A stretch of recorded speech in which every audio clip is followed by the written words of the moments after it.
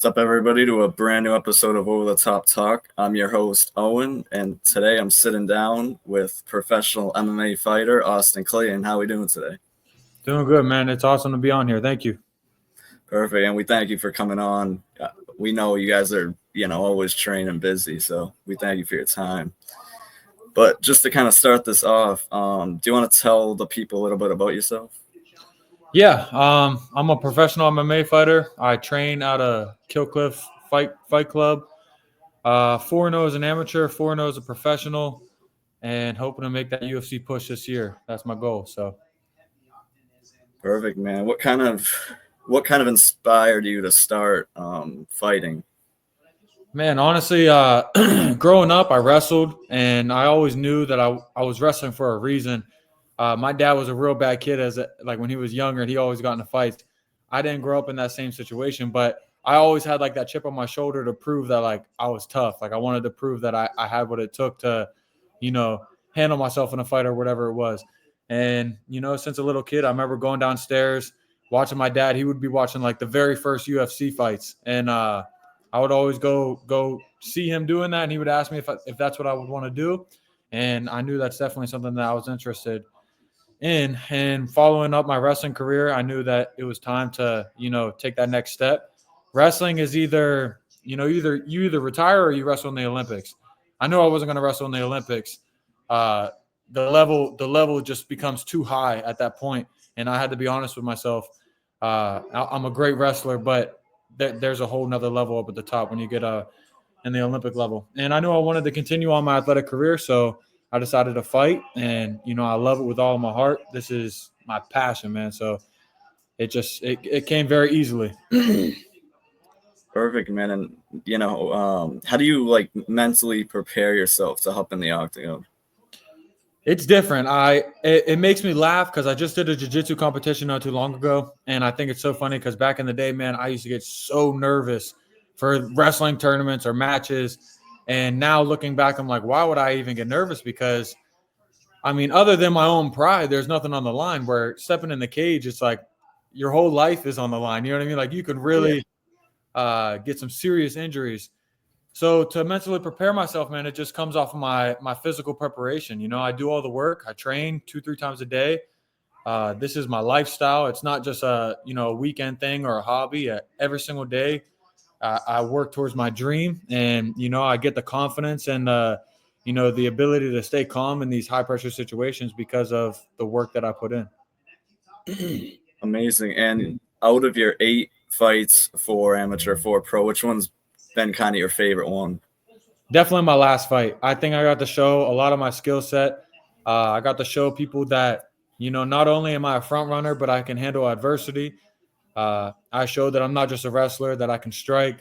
And, I just showed a lot of my skill set and that I'm an entertaining fighter, because to me, that's what's really important. I know I'm a winner, and I know I have all the skills to go a very, very, very, very long way in this game, but you have to be interesting. You have to be entertaining. If you aren't putting on a show for the fans, they don't care. You could be, 15-0, but if you're boring, they don't want to see that. So you got to be able to put it all on the line. And I think I did that in my last fight. And what would you say is like your least favorite part about it? I would say the injuries probably, because, just my everyday life is just active. I'm always on the go. I like to move. I like to be doing something. So, whenever I do have an injury, and last year I hurt my knee, or in college I hurt my back, it just really affects my everyday life. You know what I mean? Just I like being active. I like being on the go, being on the move. So the injuries definitely suck. It takes a toll on my own personal life. And what would you say like your training camps look like? Like, are they the same every time, or do they change up?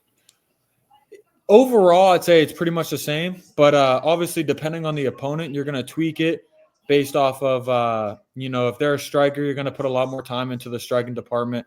If they're a wrestler or grappler, you're going to be putting more time into there. But, as a whole, I try and focus on myself, and I focus on my skill sets, because my goal is to go in there and, dominate through my style, not worry about what they do. But you do make adjustments based off your opponent, and Yeah, as a whole, it's pretty much the same thing every time. And I've talked to a decent amount of fighters talking about like making weight. A couple of them have different opinions. What's your opinion on making weight? Like, is it tough for you or easy? Man, it's pretty tough. My last weight cut was probably my best, which was pretty surprising because I took it on 10 days notice, and I got the call, and I was about 195 pounds, had to fight at 170.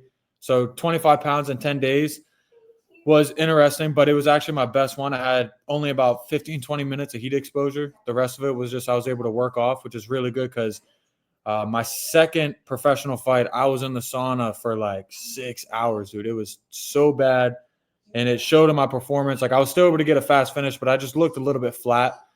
Um, in a perfect world, I wish we didn't have to cut weight, but to keep up with I'm not worried about the guys at my level now. But getting at the highest level, that you're going to have to do everything you can and make as many sacrifices as possible to compete with those guys. So, I'm just using all my experience now as an opportunity to make sure that whenever I get to that high level, I'm ready and I got my system in place and I know how to cut weight. I know when I'm good and when I'm in trouble. When you know what I mean. I got my systems Yeah. down. And do you have any like fighters you look up to that are in the UFC? Yeah, actually, a lot of them. I would say probably my favorite fighter right now is probably Arman Sarukian. I love to watch him fight. I think that he's a complete fighter. He has all the skill sets. He can wrestle, he can grapple, he can strike. I really like Charles Oliveira. And then even some of the guys in my gym, you got somebody in the likes of Jason Jackson, who I think is just an incredibly hard worker. That guy, you know, was never supposed to be what he was, but he always believed in it. You know what I mean? Yeah. And Bellator champion, and just a dog, just a dog. And I love that in him. I think that the hard work is what I admire from athletes like that. And you said you kind of are starting a UFC push this year. How does that kind of start for you? So I'm 4-0 right now. I just got a big win. I beat another 4-0 guy in my last fight. I finished him in the second round. I have been talking to my manager, and he told me that he's in talks with some of the matchmakers for the UFC. And, it's looking like maybe 1 to 2 more fights, and I can get that Dana White Contender Series opportunity. And then if anything, just stay ready for anything short notice that would hop up on the horizon. But my goal is definitely for this fall to be on the Contender Series, get 2 big wins, hopefully before fall time, and then hopefully get on the Contender Series or be ready for a short notice. I don't know if you watched last year, but there was a lot of short notice guys stepping in. And, like I said, I'm a professional. This is my life. So I'll be ready. If that call comes in, I'll be ready for it. And, I'm ready to jump on that opportunity. Perfect. And kind of where do you see yourself maybe in 5 years, or where do you want to be in, let's say, like 5 years?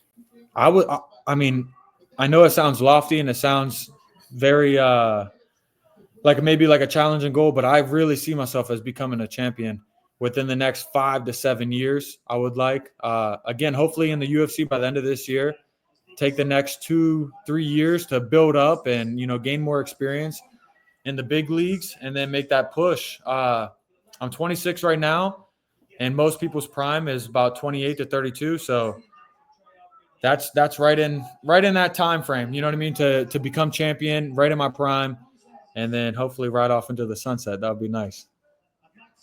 And last question I got, what advice would you kind of hand someone that might want to start fighting or is thinking about it?